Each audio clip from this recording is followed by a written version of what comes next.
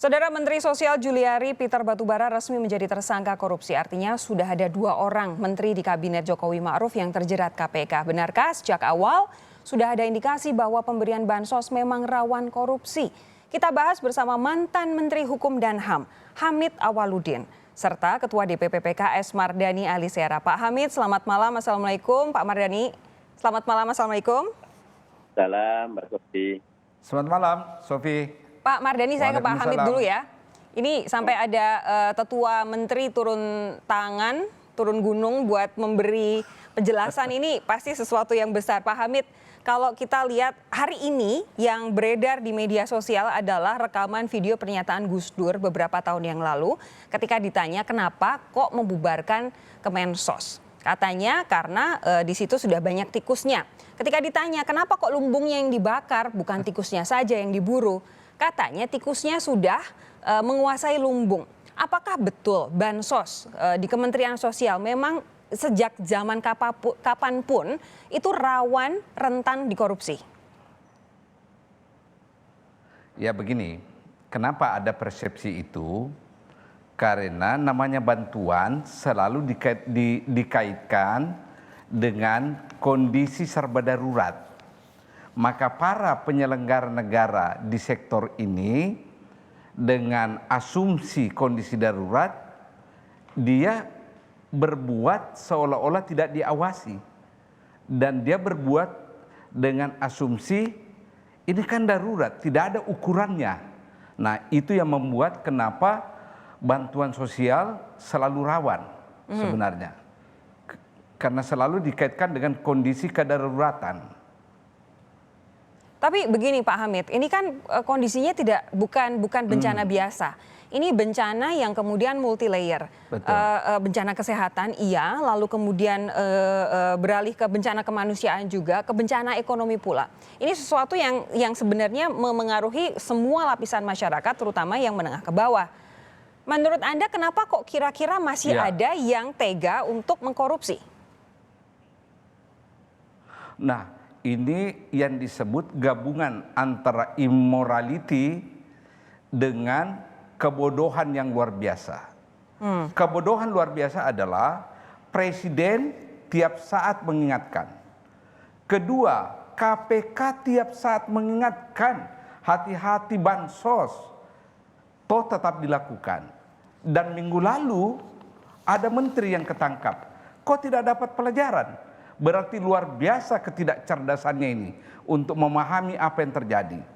Immorality-nya adalah, saya bisa analogikan seorang pengemis di pinggir jalan seharian mengemis dan mengumpulkan sedikit hasil mengemisnya itu, tiba-tiba ada orang seenaknya mengambil dari hasil mengemisnya itu karena kemiskinan. Sama ini derajatnya ini, sangat tidak bermoral. Dalam keadaan pandemik begini, semua orang susah. Ya, berhenti kerja, tidak ada produksi, anak butuh makan, istri.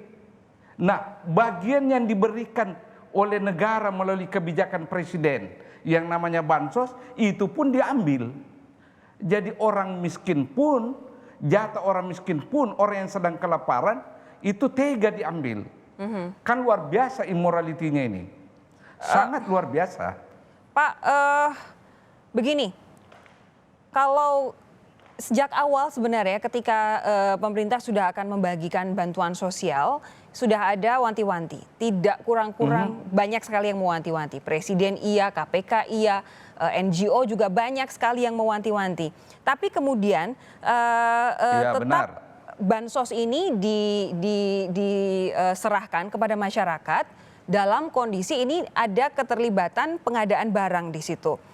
Pak Hamid, ada tidak analisis bahwa pembelian barang untuk bantuan seperti ini memang rawan penyelewengan?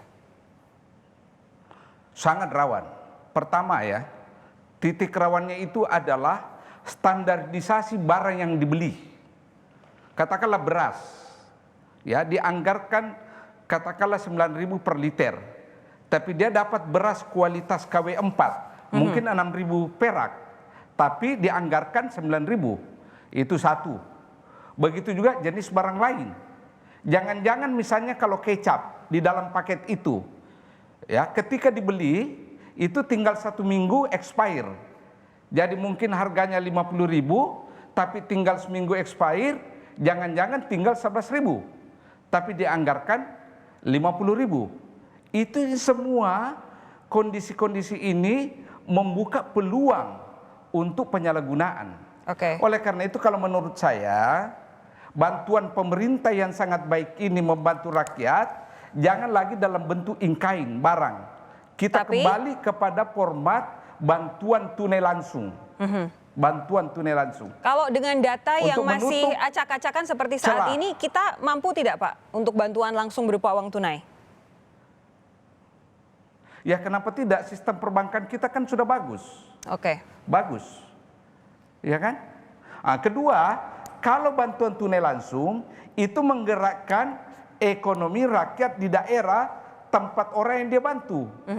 Karena dengan uang yang dia terima dari pemerintah, dari negara, dia belanjakan di tempat dia berada, sehingga ekonomi di tempat tersebut bisa berputar.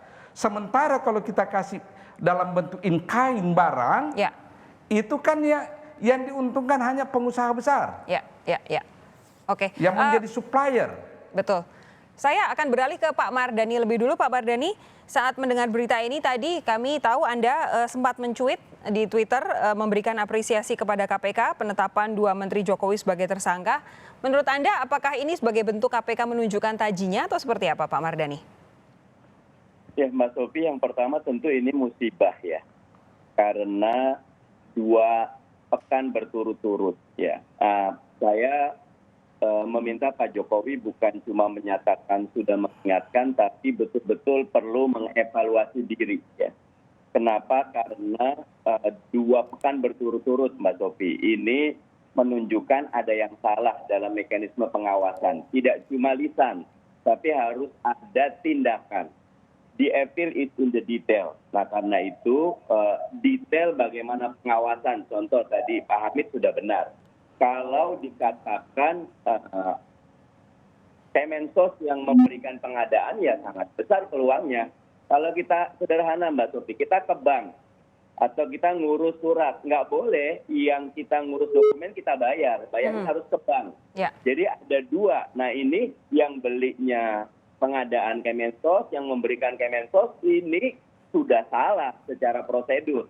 Saya setuju dengan bantuan tunai langsung karena DTKS, data terpadu kesejahteraan sosial kita, bisa terus kita perbaiki. Kalau tidak kita perbaiki ya kita menjadi catatan.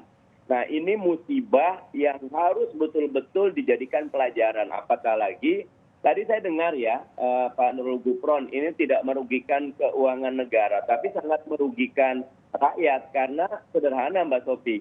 Mereka yang bagi uang itu tidak akan mau menanggung. Nah, ujung akhirnya sebagaimana yang dikatakan oleh Pak Hamid, yang dirugikan rakyat. Harusnya kualitas berasnya bagus, kualitas sembakonya bagus, jadi ternyata berkurang. tidak ya. Dan ini sangat musibah besar. Apalagi ketika resesi berbagai macam ini, kalau saya usul kepada KPK buka seluas-luasnya, bongkar sedalam-dalamnya sampai ketemu bukan cuma siapa yang salah, tapi di mana letak kesalahan. Karena itu jauh lebih utama sehingga kita bisa memperbaiki sistem ini ke depan. Begitu Mbak Sofi.